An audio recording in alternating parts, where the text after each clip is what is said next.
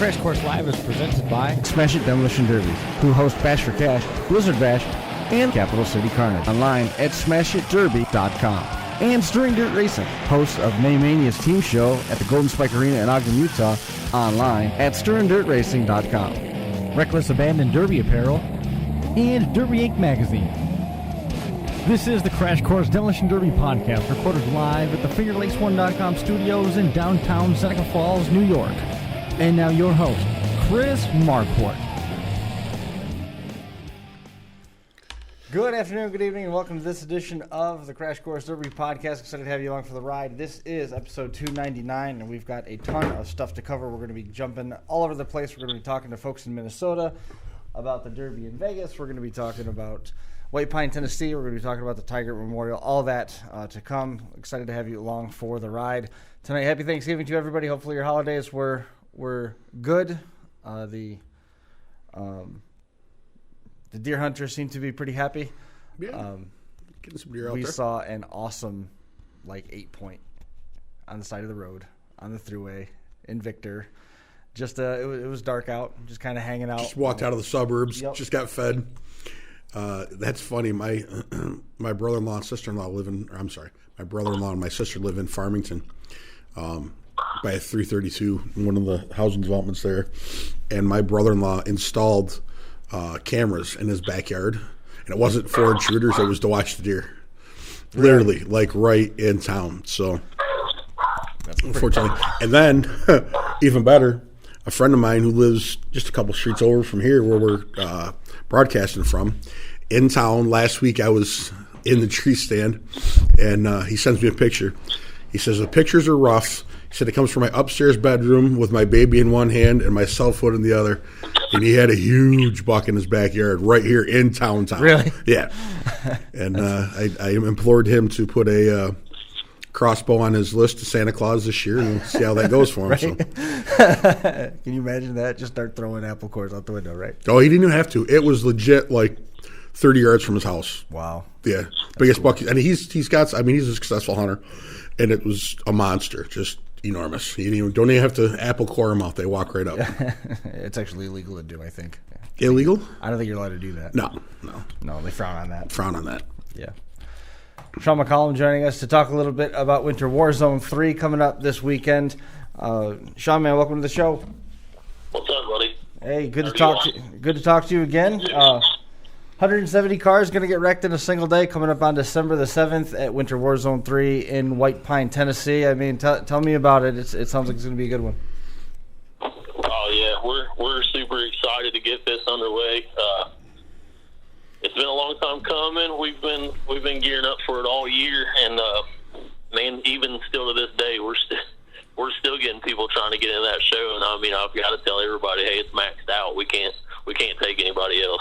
Really? That's a good problem to have, though. I mean, I know, yeah. I mean, it makes you feel good, but at the same time, it's like, it would be awesome to have 40 more cars, but there's no way we can get all y'all in one night. How are you going to shove 170 cars through in a single day?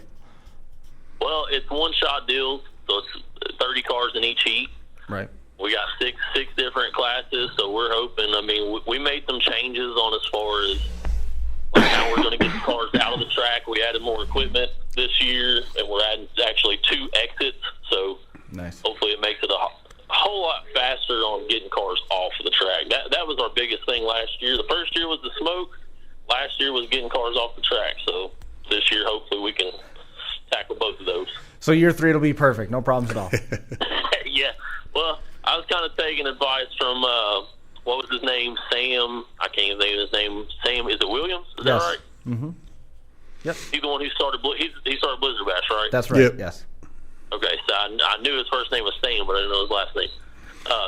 He told me, he said the first year you're going to struggle. He said the second year you'll be okay. He said if you're still able to do it on the third year, he's like, you're golden by then. So right. I think we're in good shape now. Cool. And it's funny. We talk about it. It's been a long time coming. But, I mean, if you think back, I can remember us talking about this a year ago. It's went quick. It was. Yeah, I remember. It was a great turnout, great show. But this whole year, man, has flew by. I mean, I don't know. We've got we've got. Uh-oh. You've got. Well, we'll wait for that. You still there? Uh-oh. I don't know what happened there. I'll keep an eye on that. We did go back and find some of the old information from last year. The Tennessee resident class, Austin, answers that question. Austin, England came away with a win in the Tennessee resident division. Matt Greschel coming away with a win in the quick build over Scott Zisselman and Chris Cowan. In the metric class, can you guess? Do you remember? Don Santel winning over Matt Mauser and Chris Waddell. P.J. Johnston over Jordan Cox in the mini cars. In the windshield class, it was Ron DeVroy and Jared Kratzer coming away with the top 2 spots, and Justin Gaffney in third place for that one. So, again, this is going to be in the Walter State Expo Center in White Pine, Tennessee. Young and Restless has done a ton in terms of expanding their season and expanding their schedule and things like that. So I'm looking forward to this one. I'm going to try and get Shawn back on the line. And yeah, it's I remember when people were just talking about the idea of having the show, and it's come along quickly. Like Shawn mentioned, they had some problems the first year with the smoke, and excuse me again. Last year was they were in trouble with getting cars off the track quickly. So hopefully they'll get that. But I mean, that's that's the kind of a product of the environment with getting cars on and off the track in a building. That's one of the challenges, that everybody ends up running into, is figuring out how to control all the smoke and stuff that's coming out of them. Because a lot of these cars they end up running ethylene glycol on the way there, so that they don't freeze the blocks out. We got your back. I'm glad. I was sitting there talking away. I was like, man, they're not even answering nothing I got to say now. No, it got a little interesting there. But we were talking about the smoke and the steam and some of the stuff that you get indoors when you have derbies this time of year. We remember thinking back to one of the trips we had to Winter Slam. It was so cold down in the valley that the steam wasn't rising off of the track. Yeah, it was a cloud. And it was just a cloud because of the coolant they were running. It started running water like you typically see. Right. You got the ventilation situation straightened out, and now you've got a bunch of different classes. You got some of the exit strategies, playing a little bit better, trying to optimize the exits from the track. Right. Is it getting easier to plan the rest of it? I mean, you've got a lot of practice through the year with the expanded schedule this year as well. Yeah, it's getting easier, but still this time of year, and this is not even a big show compared to like what Tim Clark and those guys are doing, but man, you walk around feeling like you got a 10-pound weight on your chest for like a month and a half before the show ever starts. But then soon as the flag drops, it's almost like you're driving. All that stress is just over with, and you're good to go. Right. But leading up to the Derby, it's a headache.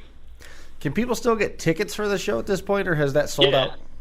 No, it's not sold out as far as coming and watching. And we haven't got to the online sales part yet. We're just pretty much, show up and get your tickets at the door. Cool. I would love to tell you it's going to sell out, but we've been getting about 2,700 people in there, and it holds, I think, 45. So right. I'm thinking this year is by far going to be our biggest year yet, and I hope so. That way it kind of gives me a little bit more to think of what I can add for next year. I think your estimates are going to be I think you're going to pass your averages, put it that way. Yeah, I hope so. I'd like to really get to where I don't want to raise the payouts too awful much. What I would really love to do is add in bigger Mad Dog prizes and multiple Mad Dog prizes, and I think that kind of keeps the fans coming back, and a lot of drivers like that too, especially the drivers that are down there. I think you're onto something with that. There's a bunch of debates that were happening on one of the posts that Josh was involved with. Talking about the money in Demolition Derby and the repeated conversation about the next level and how Demolition Derby needs to get to the next level and the reasons why it won't, the reasons why it should, et cetera, et cetera. And when you start bringing out the life-changing money, it seems like the throttle gets an egg underneath it. Definitely. For sure. Versus when you start rewarding those mad dogs and people that are going out there to entertain the fans. Because at the end of the day, no different than anything else that happens, be it concerts, sports teams, whatever, it's an entertainment industry. It's fun to have a competitive motorsport, but it is still an entertainment industry, and you got to keep that in mind. I consider our shows around here, and I know it sounds horrible, but it's like WWE wrestling. I mean, I swear to you, it's crazy. Our county fair shows are something to see, to say the least. It's entertaining, on the track, off the track, however you look at it. It's fun. You know, I think some of the problem that NASCAR is running into is the lack of excitement on the track, and we've seen that at some big shows. Where there's a lot of money on the line, guys, I mean, it's, 20, 30 grand. That's a pretty big chunk of change to take home in one night. Oh, yeah. Right. Oh, yeah. I mean, but you offer. That's the crazy part around here, because you can go to I put on one show that's $7,500 to win. And then, hey, I might have a derby the next county over that don't pay $800. These guys will kill each other over $800. Oh, yeah. And you put $5,000 or something on the line, and it's like you can't get nobody to do anything. Yeah. Right. And that's the thing. I mean, we've seen, the one that really sticks out is the year Teddy Papadopoulos won Mad Dog at Capital City Carnage. Right. He said in the drivers' meeting, I'm here for Mad Dog, and he drove it in the heat, and he drove it in the feature, and he walked away with an awesome trophy, and I think it was $5,000 that year for Mad Dog. Yeah. I mean, there's a big Mad Dog. And John did it the second year. Yeah. It's following. Yeah. It's, there's some guys that are really starting to pay good Mad Dogs out there. Mm-hmm. And that's, I've never. I think Dixon done that at that last show in Indiana he had. I can't think of the name of it. The Team Derby. Didn't he have like a Mad Dog? He had like multiple Mad Dogs, I believe. Yeah, I don't know. But that's something I've thought about is, if, you go out and, they pay, however many spots in the feature, why not pay, okay, this guy was the Mad Dog, but man, this guy put on a hell of a show, and give him, something. And down through, I mean, it's easy for me to spend a promoter's money, obviously, but I mean, it's just something to think about. I mean, Right. And then the bad part is if you put one big Mad Dog up, and then you got four guys that go out there and trash their car, who do you give it to? Yeah. Exactly. You almost need to be some. And I'm not saying give everybody a prize, but to be fair, you almost have to have two or four or something like that. Yep. Because I mean, if you make a bunch of drivers mad that think they drove hard, then they probably aren't going to come back and support you. Rather than if you had four Mad Dogs at $1,000 a piece. Yeah. And I mean, those guys are going to hurt. And obviously, and maybe it's one of those things where you say before a show, look, if four guys earn Mad Dog, this is what we're going to pay four guys for Mad Dog. But if only two guys come out here and drive hard, that would absolutely work too. Something like that. I mean, again, it's just one of those things I've thought about. It would be cool to see how guys would. Yeah, it would. How more guys would react in the features and stuff like that. For sure. But yeah, I'm pretty excited about getting down there and seeing what all everybody has, and that's more cars than we've ever had before. And like I said, we're turning them away right now. Guys are actually want to bring their cars down in case somebody doesn't pass, they can take their spot. I'm like, man, we'll have enough to do as it is. Yeah. Okay. Look at that. I mean, that's really cool. It's not the first time we've come across that. Just bring your car down and hang out. Fingers crossed. Just wait till. I've heard 10 people are like, I'm just going to bring a car, and I'm like, man, there's no sense. Like, there's no way. I actually got Joker on board with me this year helping inspect, and that's going to help out a ton. And so I think we can get it done. I reached out to him too. He's trying to get a roof on before the rains come. Nice. He's thrashing right now, so he wasn't going to be able to make it on the show. But we wish him the best, and having a mind like that in your inspection line is certainly going to help your show as well. It is, and that's what I tell everybody. I don't want to be the guy that says, "Well, just show up at a show and you'll run no matter what you got going on." I want to be the guy that, hey, he'll shoot you straight, he'll treat you fair, and once you get on the track, it's up to you to drive your car. Yeah, absolutely. So pit gate's going to open at 8 o'clock for this one, and Yes, everything's sir. going to fall in line from there. $15 for adults. All access pit pass is $25. It's a day's worth of Demolition Derby to say the least. It starts at 6 o'clock on Saturday night, Winter Warzone 3. It's going to be streaming live on derbytees.tv, so you can't go wrong there. Got a chance to tune in.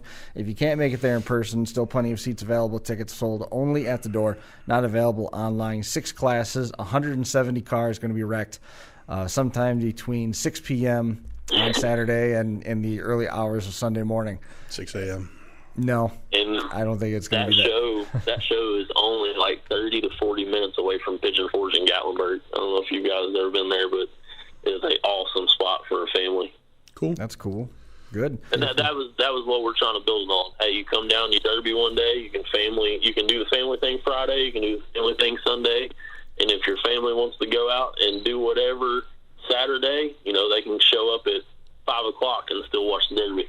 Right on. And I mean, there is tons of stuff to do around there. Awesome. What's the schedule shaping up for next year? Have you put any thought into that yet? Even though 2018's not, or excuse me, 2019's not done yet. You're probably already looking at 2020. I'm just trying to get through here and still have a little bit of hair left. And we've already added 4 more fair shows onto what we've already had, and I'm looking to pick up quite a few more, hopefully, and we'll see. But I'm trying to get a couple more venues, indoor venues, but I've not sealed the deal on that yet. That's a tough nut to crack. It's a pretty specific venue that you're looking for. And if you don't have, and I don't really know if you can get the right place, but if you don't have something that has a good way to get some exhaust fumes out, you have nothing. Right. Yeah.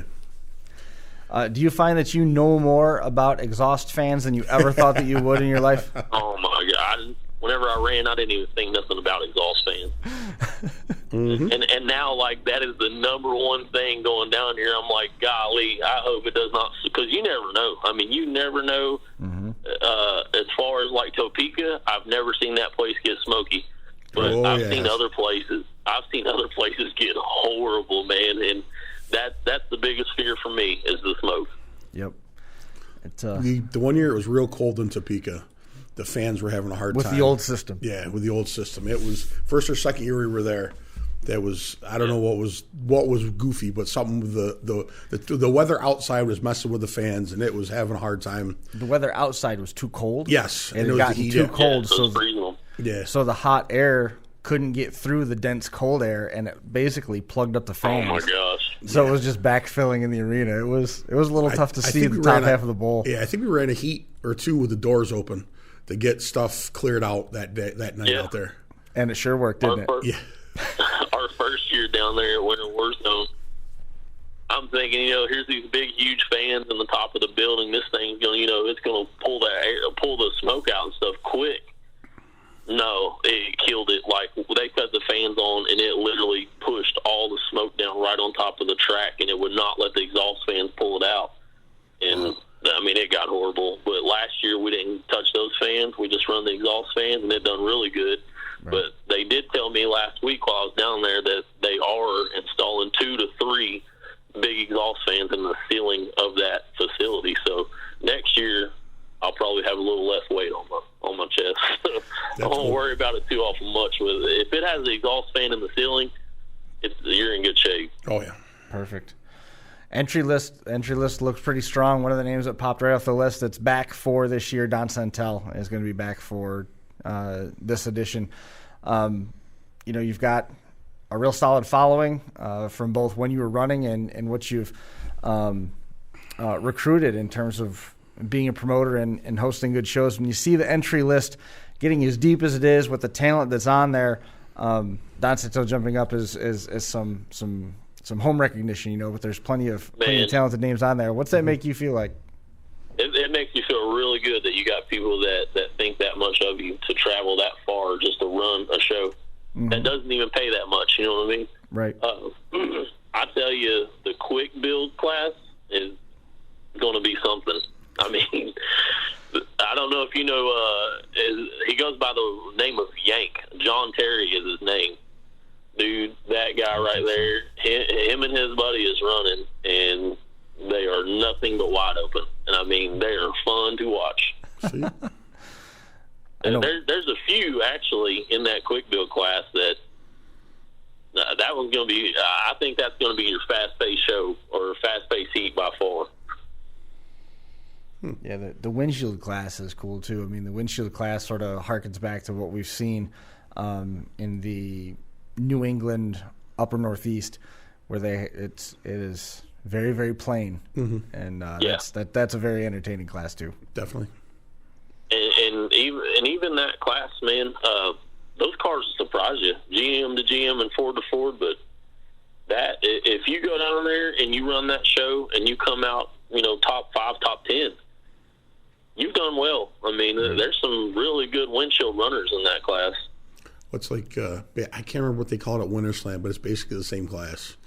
And that was always wild. Yeah. When you go out there for that like show. Almost like a wire class. Yeah, something like that. I can't remember what they called it. The windshield class, are you allowed to run? Can you run like a Lumina, a W body in that? You could.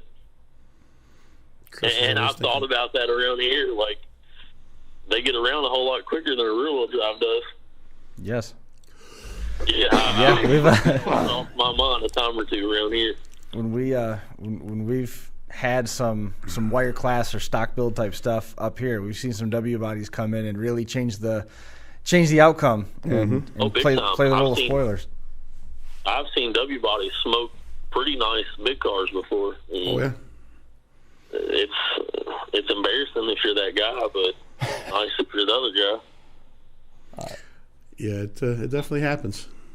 Oh yeah, and even the mini cars. I mean, as bad as I hate to say it, but there's some grudges going on in both heats, and that could be one of those WWE moments like I talked about before. As bad as I hate to say it.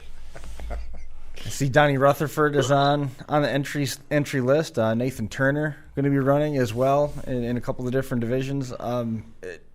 Where you are with Young and Reckless versus White Pine, how difficult was it to put together a set of rules that everybody was ready to agree with, so that you had the Tennessee drivers that were accustomed to county fair type stuff wanting to come and participate in some of the other stuff that's on the menu, while still being able to draw some of those guys with stuff that they're used to from further west?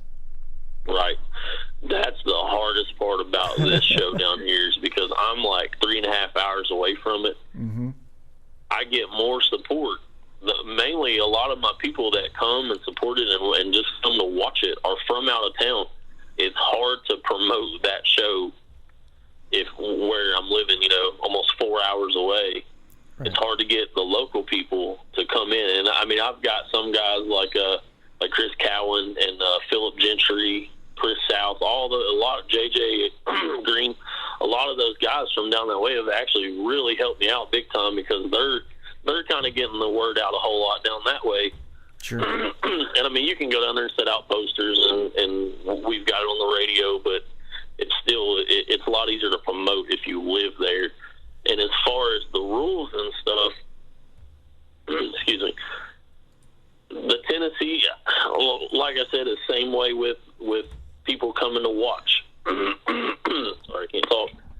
Most of the guys that run are from out of town, so I don't want to take their hometown arena away from them. So that's whenever I opened up the Tennessee resident class, because they can run the cars that they like to run and still get to run their little hometown arena show.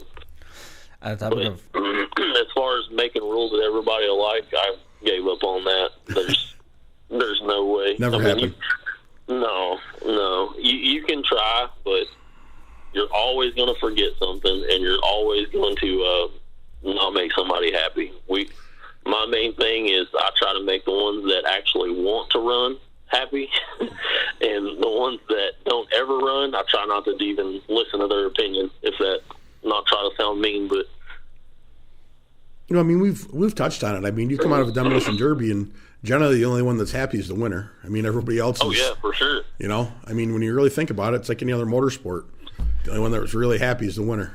I'm pretty lucky with that, man. We got a lot of guys around here that run, and win or lose, man, they're still smiling. I mean, I can't say much bad about that as far as around here. But yeah, you'll have those. You'll have people, if they don't win, it was your fault, and the losers or the winner's a cheater. And Oh yeah. That's part of derby. You all know that. Oh yeah. Good to know you're not immune. Yeah. Wouldn't want you spoiled. That's for sure. What is it now? I said I wouldn't want you spoiled. Good to know you're not immune to that. You get to live that experience too. It makes you stronger, I suppose. He was talking about Shawn McCollum with Winter Warzone 3 coming up this Saturday in White Pine, Tennessee.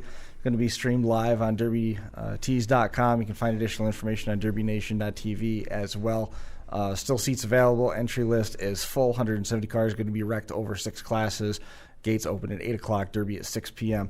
We was talking about running the cars that you want to run. Did you see Ronnie McClung picked up a car, was gifted a car, given a car, a 2010 Crown Vic. How many miles? Oh, 16 or 18. I did see that.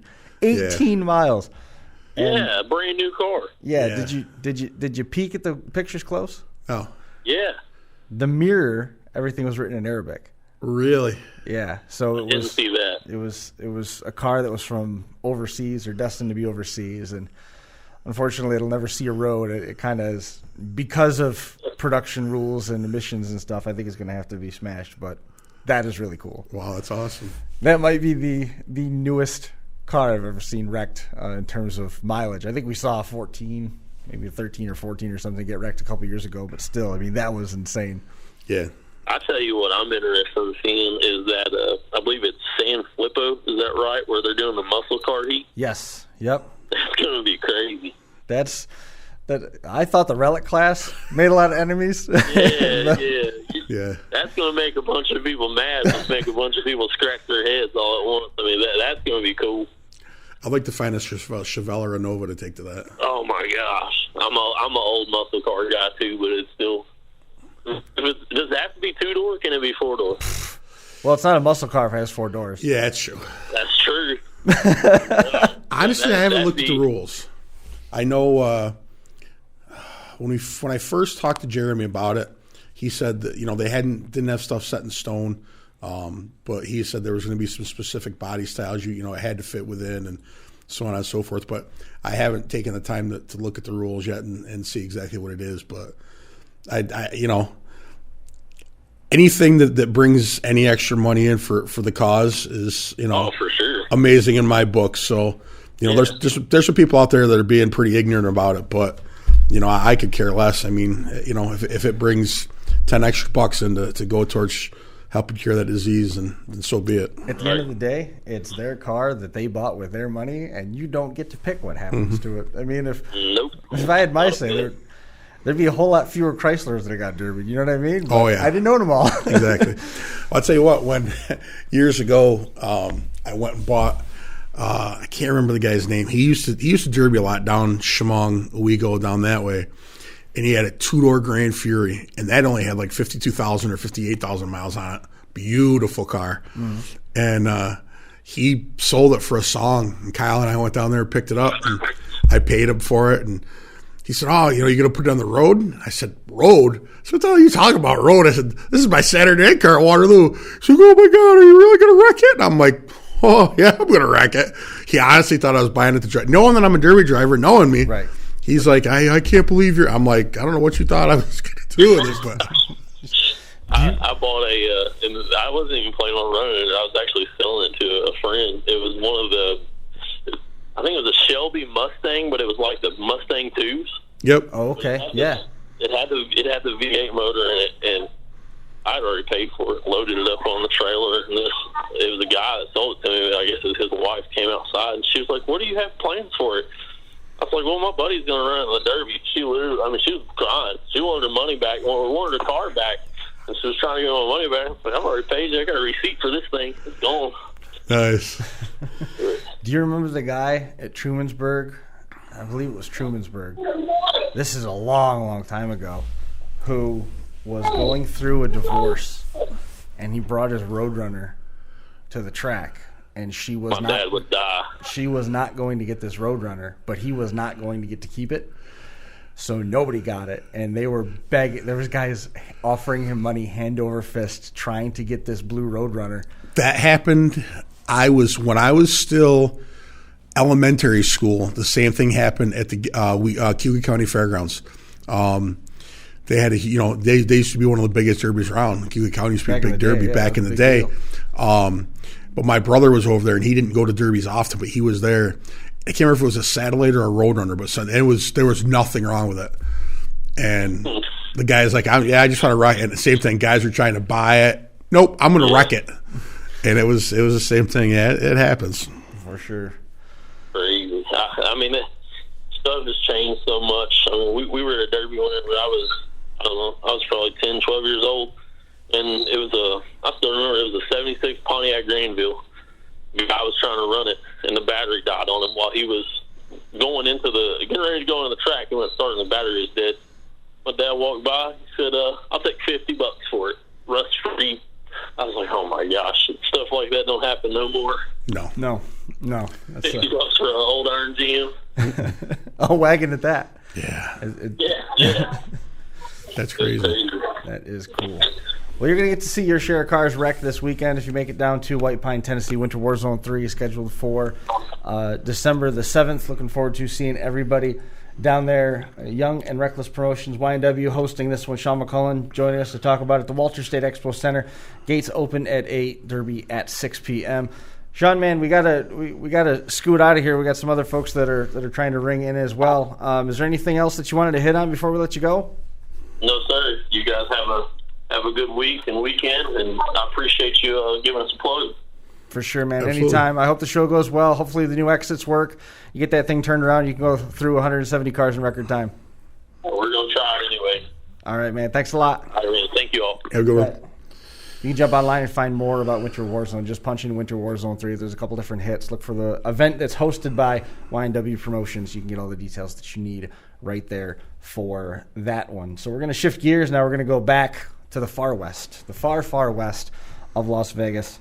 And we're going to catch up with Sam Bando. And if we can get Randy, I don't know if we're going to get Randy. Hopefully. The legendary Sam Bando. Yes, we're going to get Randy first, and then we'll see if Randy's going to pick up for us. Hopefully Sam told him that we were calling. We got this one a little bit delayed as the show was happening. Bando's 2 for 2. The last 2 times he's been to Vegas, he's brought the money home. Right. Not too bad, right? No, he's doing all right out there. He got that figured out. Sure has. Another good run. That was for Team Nerat. Mm-hmm. Not too bad of a combination right there. Yeah. Did you see the pictures, speaking of Team Nerat, did you see the pictures of Jason Brodzinski's wagon? Yeah, he fixed it. After he turned it into a sedan? Yeah, it's all fixed up now. No problem at all. Yeah, ran in the kicker class at the Tim Tygart Memorial. I don't know how it made out, but I was pretty sure it was going to be tough on both ends. It sure looks like it's going to be tough on both ends. Yeah. I would go along with that idea. That is an awful lot of work to make junk. Yeah. On the flip side, I don't think it'll ever bend. But No. He, I don't think Brodzinski's mind ever turns off at all. I like the picture that was shared where he was welding on the car himself. Yeah. That was cool. Yeah, Tracy took a pic. Sam, it's Chris. I couldn't get Randy on the line. Did you want to try calling him from your phone and then merge it? Just pick add a call and call Randy, and then if he picks up for you, it'll give you an option to merge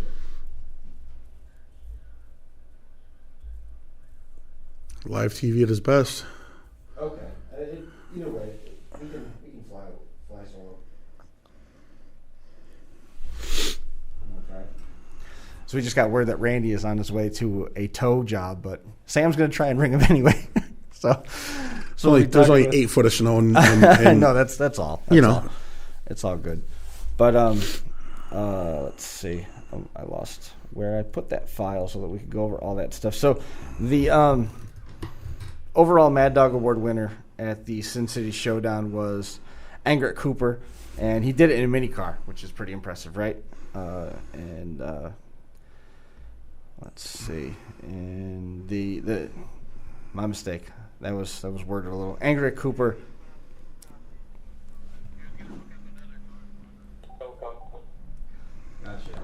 Well, we got Sam Bando anyway joining us here to represent Team Nerat winning the Sin City Showdown. We were running through Las Vegas in the mini car division. It was Steve Carmen winning that one. The Mad Dog Award was Matt Mitchell. The overall Mad Dog was Tygart Cooper in that one. Wipeout number 1, Donnie Case, and Wipeout number 2, Shea Walden winning that one. In the main event, as we talked about last week, it was Smith Metalworks coming away with the win there. Corey Roman, Pete Hansen, Brett Relier, Chance Smith winning that one. Main event number 2 was Team Nerat, Randy Mikowski, who we were trying to talk to, Robbie Layton, Sam Bando, and Nick Schumacher winning that one. Team as kicker coming away third place in that behind the show. Mark Siopa, Todd Siopa, Scott Sizzleman, and Toast. Team as kicker Eric Tatey, Zach Ponzer, Brady Larson, and Brett Stringer. We saw them run at Blizzard Bash the week prior. So Sam taking a break from the evening's soccer duties. How's everything going out there, Sam? Pretty good. They won their basketball game, so. Sweet. That's cool. Did I say soccer? Yeah, you did. Yeah. Wrong sport. You said soccer. We don't like to run. No. Not very much. But it's like basketball and baseball, which it ain't a lot of running, but it's enough. Right. That's what I like to hear. Well, but So, Sam, 2 for 2 at Vegas. I mean, that's like a paycheck. Just go out there, collect your money, and come home, right, bud? Sure. Yeah, I use it like that. I know the tax person's really going to think it is, so can't deny it. I put a bunch away so they can take half of it from Heber and from there. So Absolutely. not looking good on 1099s this year. No. That's what happens. You keep winning all the time. I mean, that's what happens. It's an awesome problem to have. It is. No doubt, buddy. No doubt. tell us more about winning that team derby in Vegas. You had a good team around you, that's for sure. Yeah, it was quite the combination. I liked some of the other drivers that I talked to, and I had heard some of them. They're like, well, the only thing I didn't want to do was draw Sam Bando. The only thing I didn't want to do was draw Robbie Layton. Well, here they're on the same team. So it was pretty funny because they were pretty fired up about that. Like Nick's not on social media, but I've driven with him since I was like 19. And when Randy had said to be on his team, he said, "What do you want to run with?" And I said, "I got to get Schumacher on the team. I don't care how much work it'll be to do it. If we get there, we'll win that show." And it's just awesome to have confidence going into it. And then with stuff going right for everybody, it was just cool. What's it like for you to have stuff going right? Because you are a guy who, for whatever reason it is, you're a home-built guy. You put so much effort in putting your cars together. You've got good equipment around you. You've got good cars coming to the track. It just always seems like luck ignores you in full. And to have things go your way on top of having a good team around you shows that luck falls your way, good things can happen. Yeah, normally the main thing, luck, the only luck I need really is in tech. If like at May Mania, the team show I ran with Cam Lewis, I had a pretty dirty Cadillac, and I had all the confidence in the world of winning that. Randy and Case were on a different team, so it worked out great. The track was rough. I had to cut my front suspension, and my wheels fell off. I dropped right to the ground, and it's they were, I don't know, because I don't know. You kind of do everything you can so you don't have to hope for luck, but I would say all my luck is just tech, I guess. Yeah. Because whatever they take apart on my car is where it's going to be affected, I guess. But that's just, years and years of you double, triple stamp everything. I mean, like I am always the last to get to places. I leave at the last moment, but how many guys, check everything on that car 3 or 4 times, so there is nothing stupid. Yeah, Sure. that's for sure. I mean, just cotter pins, or if this bolt's stripped out, you change it instead. Or we were going to a derby, and I was running late, and my mom said, we got to turn around, we got to leave. And I said, no, we're going to get there. If they turn us away, it'll be them turning us away. I'm not stopping. Got there, ended up winning it. Right. But that's it. I just struggle with tech, and I've gotten a lot better. I used to be pretty mouthy and kind of whiny, and I probably am easier to go through tech now, I guess. When my buddy just went up, and an older guy, and he told me, you got to just be a good old boy. You just got to stop all that. Just stop firing back. Don't be so defensive. Just go with it. So have we seen the? Is it now just the tempered 7X instead of the ill-tempered? There's still a lot of temper there. I don't think that ever goes away, but it's a lot. I can contain it better. I don't know. When it's got to go out, it's there. There's no doubt about it. But Sam, were the kids with you out in Vegas to see the big win? Oh, no. But my daughter was watching it live. She was pretty fired up. I figured. And then my kids, the kids, just Drake and Blaine, I think, got to watch it, but they were pretty excited. I'm sure. But they want to go out there, and I said, that's not the atmosphere I'm going to bring you guys.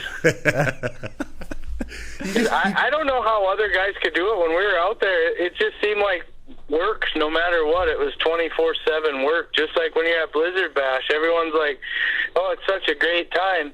I just think of it like 3-4 days of no sleep and working on cars.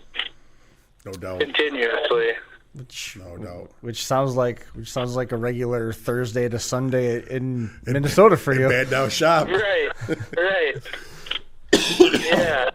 Yeah, it is it is a job no matter what people say. I mean, can you imagine how much money we'd have if we got paid for our hours? Holy. Oh, goodness. You could pay yourself for those hours, and you're probably still in. Yeah, with Monopoly money. Well, although you're winning, so you divide that out over the hours, and maybe there you go. You still get whacked on the taxes, I guess. I don't know. Fingers come out of nowhere once you cash that thing. All of a sudden, 10 people that never seen a car before, everyone has Cadillacs, and I can't stop buying them. And Well, you probably got to slide that money past Jenny's fingers too, right? No, she doesn't mess with that. Just checking. She never even asked for it, but Cool. so we got her trained good. And she's at work tonight and didn't hear that comment, so it's all cool. Yeah, she's not going to be on podcast stuff, so anything derby related. She likes to be there, like, yeah, it'd be fun if you're running, but otherwise derbying's not like a big thing for her. Yep. That's how a lot of women are. That's how my wife is. You going to take some time off? I like it. As long as I get to do my thing, I could care less. That was just one of the things when I think I want to say, I don't know if it was like the first date, but somewhere in that range, I got into the Metrodome to run a truck. Sweet. And I brought her, and I basically threw her to the dogs because there was like 20 people of my family all in one section, and she was in the middle of it. Sweet. And she survived, so I thought, probably a keeper. I was going to say, she's probably a keeper then, huh? Yep. That's awesome. She rode back in the vehicle with me, so it must not have been that bad. Well, Chris's first or second or third date with Melissa was Whitney Point. I mean, it's, good things happen. Third. And they went with me, and she didn't, she came back afterwards. That's kind of scary. The three of us went down. Took a lot of convincing. Yeah. But, so we're to next for the ill-tempered 7X. You taking some time? I mean, obviously you're deer hunting. I mean, let's get that. Doing some deer hunting. Yeah, I'm trying. It's a lot of hunting. I haven't seen anything big in a long time. I thought I was going to put my boy I've seen so many 2-year-old 8-pointers, and I've had some 3-year-olds, and I'm watching them every night bow hunting, and every big deer was out of range. And then, you're like, rifle season's coming up. This is going to be just a drop in a bucket. You don't see anything. It's like, what? Yeah. I couldn't get my kid on it. Now, muzzleloader just started, and, yeah, my buddy missed wall mount last night, I guess. I was talking with Elvis Thumb. I sent him a picture of the deer my brother-in-law got. He's like, "Oh, that's nice." Then he starts sending me pictures of North Dakota deer, South Dakota deer. Oh my goodness! Wow, that's impressive. Yeah, it's not fair. It is so not fair. I had kids from southern Minnesota sending me pictures of the deer that they got anywhere where they got 5-acre finger of wood and 5-6 ag fields around them, and they're like, "Yeah, we just see what comes out." Yeah. And where I hunt, yeah, right. You, good luck. For a 4-pointer to make it through the lands by us is almost impossible, because we got, I don't know how many thousand acres, like right next to my house is all public land. So there's, you can't even get on the highway. And you can't even park your trucks. It's crazy. Anything brown's going down. So when you see all these other guys, and yeah, North Dakota, every guy is holding this giant buck, and they're like, "Not my best, but it'll work." And I'm like, "Screw you! Are you kidding me?" Yeah. When was the last time when you watched 8-pointers walk by and be like, none of them are old enough? Never. None of them. Never. Last year, I watched 3 8-pointers and a 10-pointer, and I passed them all 12 yards. Just because I had pictures of bigger deer on that lot. If Brian saw a 10-pointer at 12 yards, he would kill it with a knife. Oh, yeah. Yeah, I'd stab her right in the throat. It'd be down. If he could stay in the tree long enough, probably shake so hard he'd fall out. Oh, absolutely. Well, we were at Bash for Cash a couple years ago, and Dave Diver shot a monster in Ohio, 184 or 185. It was huge. And he got it on video before he shot it. It was a bow, and he showed me that. I'm like, look, and he invited me to come out and hunt with him sometime. I said, I would love to. I said, the only problem is, I said, I can't get in a tree stand. He's like, are you afraid of heights? And I said, no. But I said, if a deer like that walked by me in a tree stand, I said, I'd faint and fall out and die. He laughed. He's like, no. I'm like, yeah, definitely. Hooked up. It's crazy. But did you show him the pictures of that 227 that you got? I know the picture on your old phone. You don't have them anymore. 227. Yeah, the big. It scored out like 220 something. Remember that? It's on your old phone. You don't have the pictures anymore. No. Chris, you making fun of me? A little. Nice. All right, Sam, off the deer hunt. Where are you going next to wreck a car and make some money? Back to March, Vegas, I guess. Are you sure? Yeah, I signed up for it again. We don't even know the rules. You don't know what the payout is. That's a long haul. Yeah, it is. One that I'm excited to go back for, and I kind of kicked myself how I drove it this year. I'm going back to Bakken Beatdown. Heard a lot of good stuff about that. We talked about that show this summer. Quite the list of drivers going there this year. Yep. I see Sam and Chris Williams jumped on there. Yep. Cool. But last year I went there just for the Mad Dog, and I got it. And afterwards I felt really stupid because I thought I could have done pretty good in that feature. How much did they pay for Mad Dog? $5,000. It's not bad. With a 6.5-foot trophy, 2 mugs, and a huge Happy Gilmore check. Oh yeah, I'm all about that life. I have never got a big check, so to get a Mad Dog check like that was my favorite thing in the world. Hanging up in your shop right now, isn't it? Oh, yes. I had it in the house all the way. We made it all the way through about mid-September, and then she moved it out to the garage. She'd seen enough of it? Well, I don't know. She made like this little shrine thing in there, kind of the trophies that were laying in the house, and they kind of put it up there, and it was supposed to be like a nice thing to me, to where I was just pissed off it wasn't still in my kitchen. Absolutely.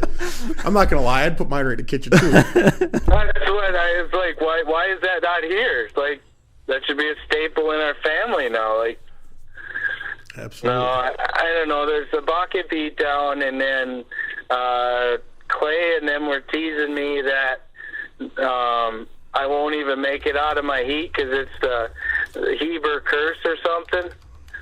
To go back to Heber to try and do good, not to win it, but just to do good, I guess, is impossible. I see. Or so they say. So I just figured that was kind of a challenge accepted. Absolutely. Absolutely. But I don't really know. I haven't looked into much other shows. I'm basically the Bakken thing because I got a free entry to go back. I'm like, that's cool because it's only 9 hours from my house, and when you can do them short trips like that, I'm so excited. Only 9 hours. I heard it. Only 9 hours. So, obviously, the caddies sort of become the new staple for El Temperate. I mean, have you got rid of all the Imperials and all the Mopars, or what? I've sold quite a few. I would say there's Thursday I'm picking up 2 more, another frame and another clip. So there's going to be, 15 plus. Not bad. There's 3 72s, 176. There's 173, and then the rest are 74s. Nice. Sweet. Because I'm all about 74s. I built that 73 that Nick ran on the team, and then mine was a 74. But that one collapsed in front of the right front. I've never had a problem in that open area where the triangles are. Yep. And in the heat, he had caught a door. We went back and kind of watched it, and he hit part of a cage funny, and it shoved that thing tight. Like, it closed that Y. Wow. That's impressive. And I've never seen that. So I was like, yeah, you can have them 73s. But at the end of it was crazy because Randy is just like a magician with his rollback. And with some heat, we pulled it out like you could literally put it back on the road. It looks so good. Sweet. And then they plated it up. And, like, Nick's rear frame rails have never moved yet. We never touched them. We didn't notch. We didn't do anything. Just put a Chevy bumper, and that thing's straight as an arrow yet. But we went on there. I had 4 out of the 2 Cadillacs, we didn't lose. I bent to, or that thing wobbled out on, the idler arm wobbled out on mine, and my steering box puked out the end. Oh. Other than that, we didn't wreck one steering part, like, I guess one steering gear, so okay, you wrecked that, but no tie rods, no center links. Our lowers were perfect. We never changed one tire all weekend. Wow. It's a good weekend. That is a very good weekend. That's crazy. How many times have you ever done that to where you run your car 3 times without changing one tire? That's nice. And that's when you walk away with a win. That's why all your tires stayed on, your steering stayed on. Yep. He was running that LS of mine that I won Heber with. Yep. And I was running that Collier motor, and it's unbelievable when you just have to drive. That's all you got to do is drive. Yeah. You don't think about the motor. You don't think about it dying. It's just perfect. Yeah. Yeah. And that fuel-injected LS that we run is the same thing. It's like all you got to do is focus on driving. It really gets easy. Yeah. Well, you can do many things okay, but you can only do one thing well. Yeah. And that's a pretty good way to recap it right there. Congratulations, Sam, on the win. Team Nerat coming away with the win in the second night of Team Derby action at the Sin City Showdown. Just to recap the team one more time, it was Sam Bando, Robbie Layton, Nick Schumacher, and Randy Makowski coming away with the win in that one. Sam, man, we appreciate you coming on the show and hanging out with us for a little while. Looking forward to catching up with you again. Maybe we'll talk when we get a little bit closer to the March Vegas Derby, because it seems like you like to take money out of that place. And we'll recap that one before you make that long trip because, 9 hours, it's a short one. Yeah, absolutely. Yeah, maybe we could start like a little fuel, like a tip jar just for fuel. I'll see what we can come up with. Oh, okay. Sam, thanks a ton, man. Good luck with the deer hunting. All right, thank you. Always good to talk to you. Bye. There goes Sam Bando. And going to catch Sam Breanna and Kody. One of the great guys. He is, isn't he? You see him take some nasty Mopars of Blizzard Bash and run the snot right out of him. He's brought some nasty Mopars a lot of places. Oh, yeah. Remember that Imperial Heat at Crossroads? Oh. I think, was it Crossroads? Pretty sure it was Crossroads. When I think, hey, let me put you in. Sam, or it might even have been his brother, that was late modeling. Sam. 2-door 300 around there. That was the left front. Yeah, it was pretty cool. It was a lot of fun to see. Breanna Myers and Kody Koch joining us now. Hi guys, how are you?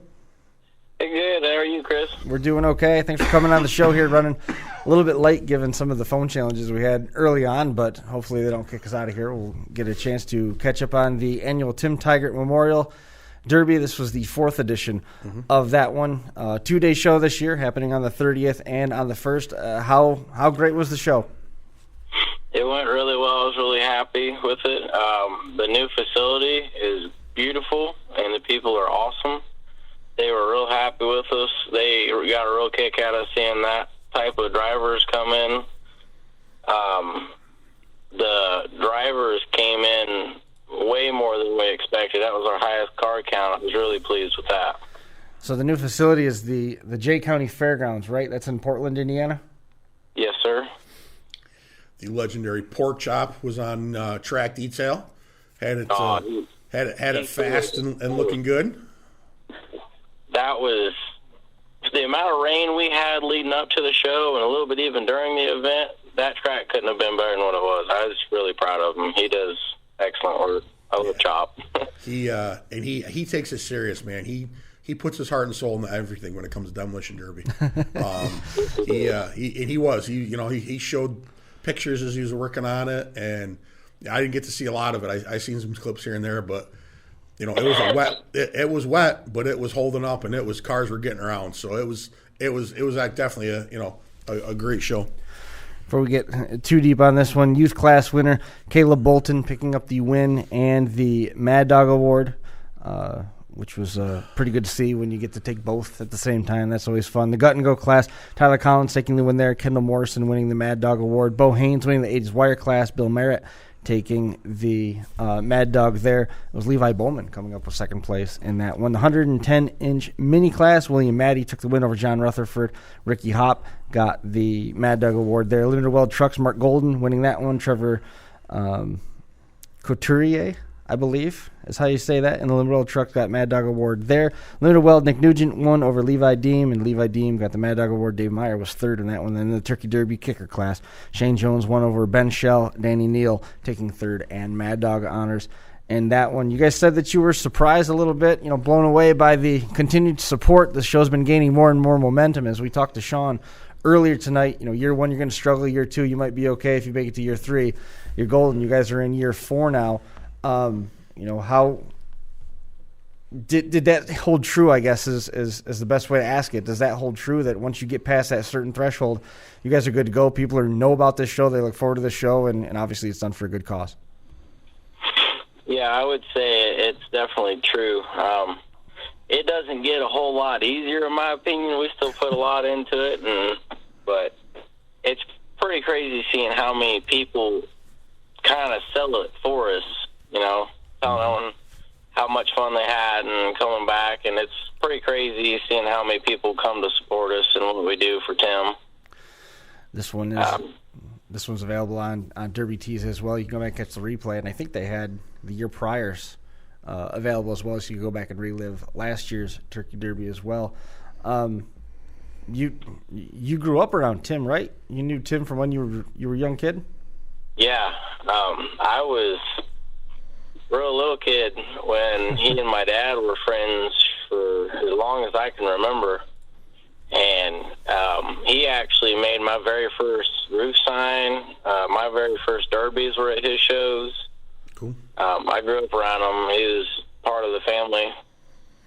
That is really cool. You know, now to move into the management role, working with Jason and Koch Promotions. I mean, what's that mean to you? A little bit of full circle here. He went from he's giving you the opportunity to run and shows that he's promoted, and now you're kind of carrying on his legacy and his memory. It's pretty cool for me, especially like I handle most of the questions ahead of time and whatnot, and some of the biggest names in the sport asking me stuff and talking to me like I'm just one of the guys. It's pretty cool. I'm not used to that, right? Because I don't run as much as my dad does, so it's pretty neat overall. Yeah, it's cool when stuff like that happens. Yeah, starstruck.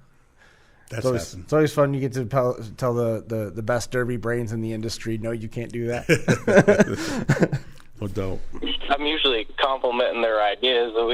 We like builder creativity at Turkey Derby. I come up with something I hadn't thought of yet, and I'm always impressed. Yeah, these big shows, you see stuff like that. Guys don't, and that's the thing. I mean, this is turned into one of those destination derbies. Mm-hmm. You know, I mean, it's really picking up steam. You know, you hear a lot about it throughout the year. You know, guys bring good stuff there. I mean, we touched on Jason Brodzinski, bringing that wagon there. You know, that's a car like that is definitely going to bring a lot of attention. You know, so it's cool to see so many guys, you know, going down and running this big show. You guys do a pre-entry, right? You can pre-register for your particular classes? Yes, we have a pre-entry. It's not mandatory to show up for a pre-entry. We accept people all the way up to it. That's why we didn't know how many was coming for sure. And we had a good bit more than what had pre-entered. Well, that's where I was going with that question. Was there anything in the pre-registration list to suggest that you were going to get that influx of cars? I mean, you guys had 8 divisions to run through, and you got them all in over the course of the 2 days, and we just let everybody know about the winners there. That's a lot of classes. That's a lot of different opportunities for people to bring cars. So I guess it's not too surprising, that you get a healthy turnout. But was there anything on paper or anything that was coming through the mail to suggest that you were going to get the turnout that you did? I would say probably the gut and go pre-entry. I think we had something like 58 pre-entered gut and go cars alone, and that was pretty incredible to see on paper. That's a nice start. yeah. That alone. You got 58 pre-entries for gut and go. That is more than some county fairs get for the entirety of their derby. Oh, absolutely. I mean that's absolutely. That's not a bad way to start out. Where do you go from here? I mean, I know you guys got some other shows that you do through the course of the year, but this is sort of the crown jewel. This is the hallmark. This is the one where the torch really gets carried year to year. Where do you go from here to build from this year with the strong turnouts and the great payouts and stuff like that to continue to push that level and take this to the quote-unquote next tier, as it were? Well, as far as any other additional shows, right now that's kind of on a to-be-determined basis with being out of brand new grounds and getting to meet these people and figuring out their schedules. Mm-hmm. But right now we already have people talking to us about Turkey Derby for next year, and people want to know when we're going to start releasing information for the following year for that again. And it's not a bad thing. That's probably before the first green flag even flew, right? Yeah, I had some people bring it up in tech, asking about what we were doing for next year. Sweet. I was like, can we get through this one first? Well, what it was probably, hey, can we do this different for next year, and can I try this next year? And you know how drivers are; they're always pushing that. They always want to do a little more. Yeah, it was definitely some of that. How much learning happened in the questions, right? Because Kody runs. Yeah, so absolutely. How creative do your builds get to become with all the questions coming to you? What was that? Sorry. How creative do your builds get to become with all those big names in Derby asking you these creative questions, and how much of that could you turn around and then apply to your own homework?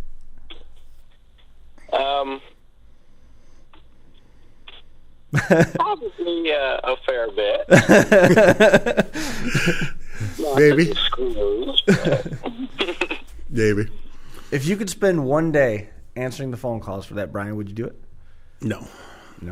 No. Because something that annoys me is because you know how deep the waters are that you should be swimming in? No.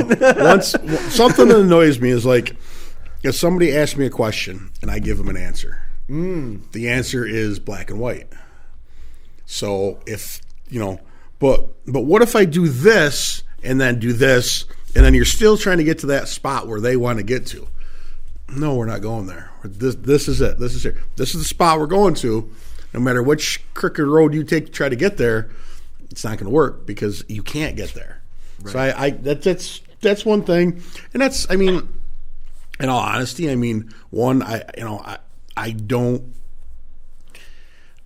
I've never wanted to put in the time to be an official like an inspector for especially a big derby like this, but part of it is that I just with my temperament and personality, after I tell you no the first 8 or 9 times, I'm probably going to start telling you no not nicely. So I know what my strengths and my weaknesses are, so I would not enjoy that. Now, standing back and listening to the drivers, go through that with an inspector, I think that's hilarious because it's not me going through it. But as far as me, every man's got to know his weakness, and that would be one of my weaknesses, and I just stay away from it and watch from afar. At this level, we always talk about how the respect level's there, and then on the flip side, you see some of the conversations that happen over the definition of bolt. Yeah. When you're at like Blizzard Bash or something like that, Kody. So do you find a pretty fair respect level to where you tell somebody no? Your family's been pretty creative in terms of what they've done with their cars and stuff, so you can appreciate the artistry and the engineering that goes into this stuff, but at the same time, you still have to tell people no. Is that respect level pretty hard and fast across the line, or are people still trying to end around and bicker and crooked road path kind of thing their way into getting what they were trying to accomplish? There's a lot of people that do a great job. I do not mind people trying to push the rule. That's the driver's job. We understand that.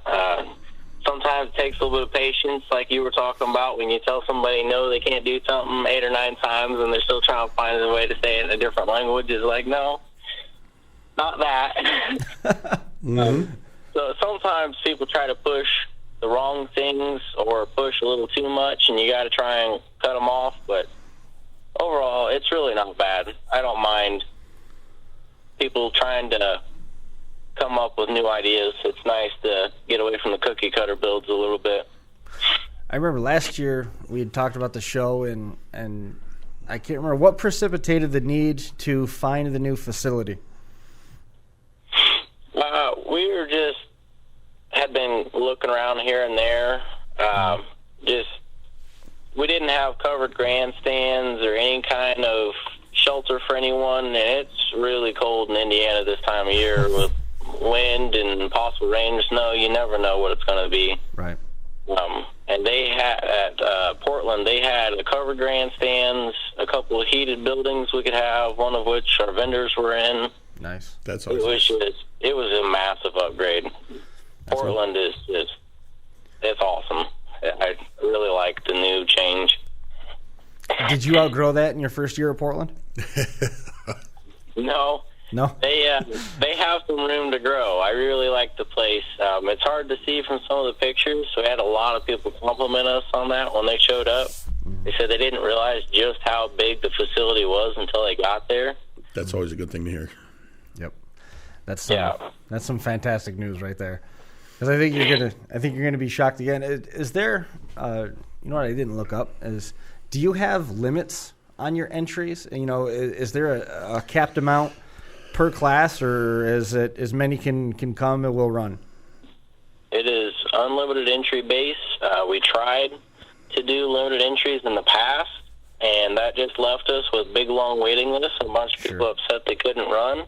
Yep. So we just opened it up to a 2-day show and let them all come, and it seems like everyone was pretty cool with that and worked out. Good. Well, next year, now that everybody knows that you have more room to use, I'm sure that your entry list is going to grow again. Keep bringing them. For the 2020 edition of the Tim Tygart Memorial. That'll be the 5th one. I mean, going fast, isn't it? What would Tim think if you had the chance to have a conversation with him? What would he tell you about this Memorial Derby and how big that has gotten? Well, knowing Tim as well as I did, I think the first thing he would do is pick on me about something that I'd messed up, just give me a hard time, and then I think he'd be really proud. That's cool. That's cool. Yep. It's good to hear stuff like that. I think you're doing a nice job of honoring him with that, for sure, and hopefully this Derby has a nice long life ahead of it and going into year number 5. Sounds like year number 4 was plenty successful. Is there anybody that you want to mention or recognize in terms of doing a good job on the track, officiating, inspecting, sponsors, partners, anything along those lines? Yes. There's too many to name them all, and I don't want to miss anybody. I just want to focus on one person in particular, which is Nick Glassburn for OFR CNC Plasma. He made our trophies, the first place big raffle ball trophies, if you saw those. They were incredible. Weren't those wild? They were and then incredible. he also made the second place and third place trophies out of steel cutouts as well. Yeah, they were incredible. That was just beautiful work, and he won't take near enough for everything he does for us. He helps, he flagged, he gave the trophies.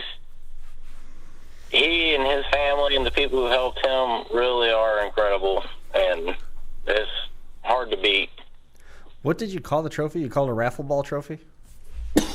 They're fireballs. Fireball. The big fire pit. It's up off the ground, standing. Gotcha. It's what they're made for. He has a CNC plasma cutting business, and he does all kinds of things like that. And we asked him if he could make some trophies, and he definitely came through. Very, very unique. They were awesome. They were pretty epic. They reminded me of the World Cup trophies, you know? I don't watch that. I know. It's also soccer. Actually, I've squeezed 2 soccer references in through the course of this, huh? You did. I did. That's right. I did. And I'm the only person that cares. Yes.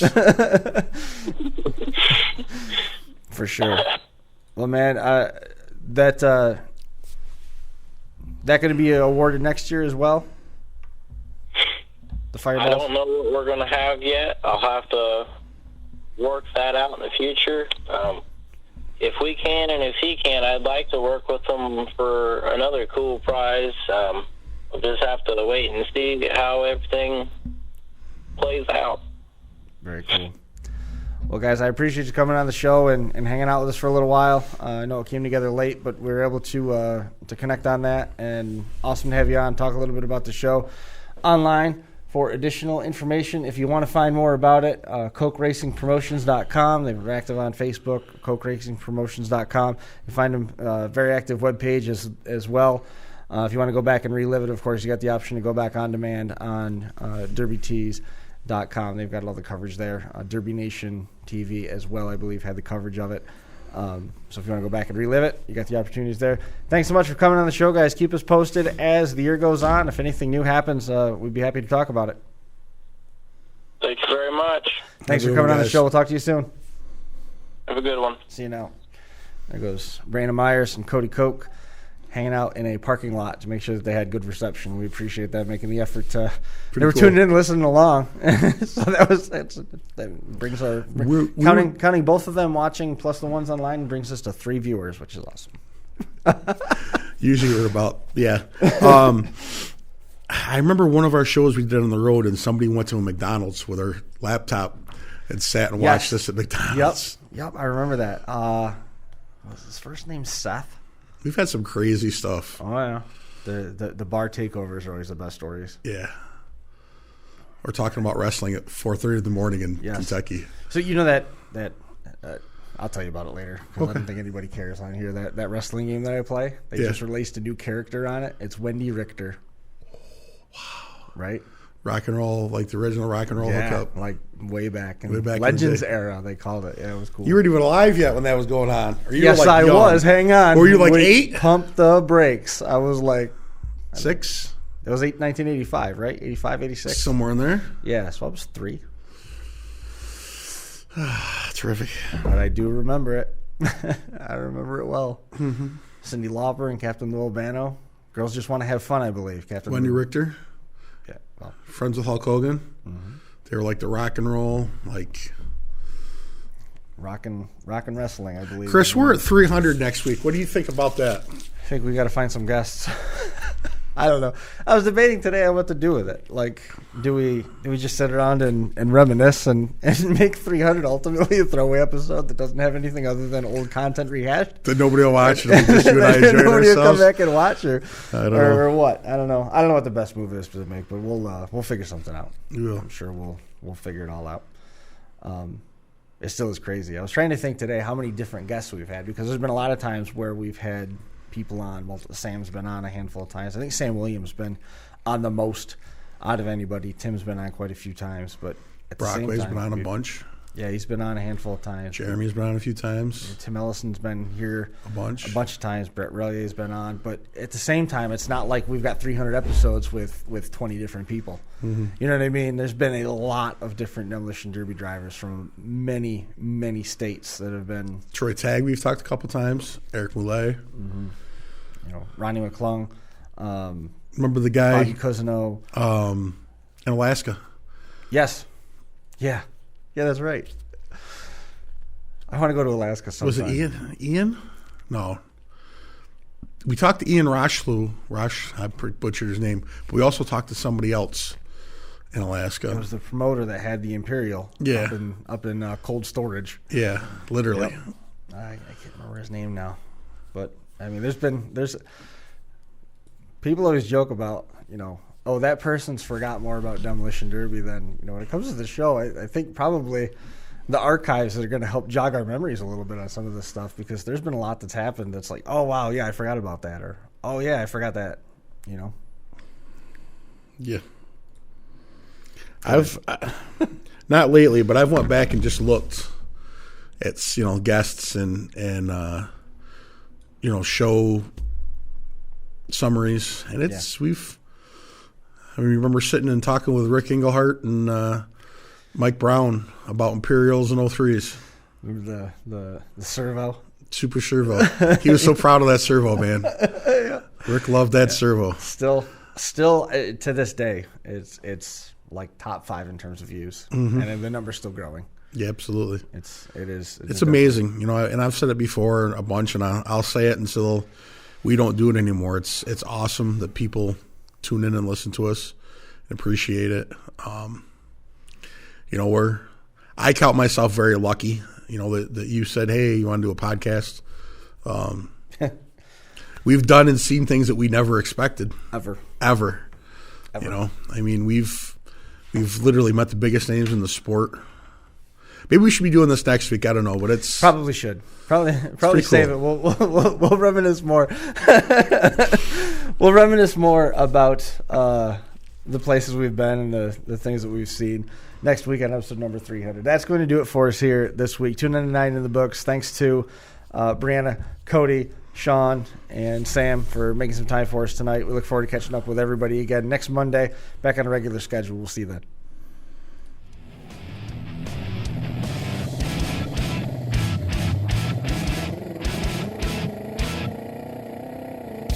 The Crash Course Live is presented by Smash It Demolition Derby, who host Bash for Cash, Blizzard Bash, and Capital City Carnage. Online at smashitderby.com. And Stirring Dirt Racing, hosts of May Mania's team show at the Golden Spike Arena in Ogden, Utah. Online at stirringdirtracing.com. Reckless Abandon Derby Apparel, and Derby Inc. Magazine. This is the Crash Course Demolition Derby podcast, recorded live at the FingerLakes1.com studios in downtown Seneca Falls, New York.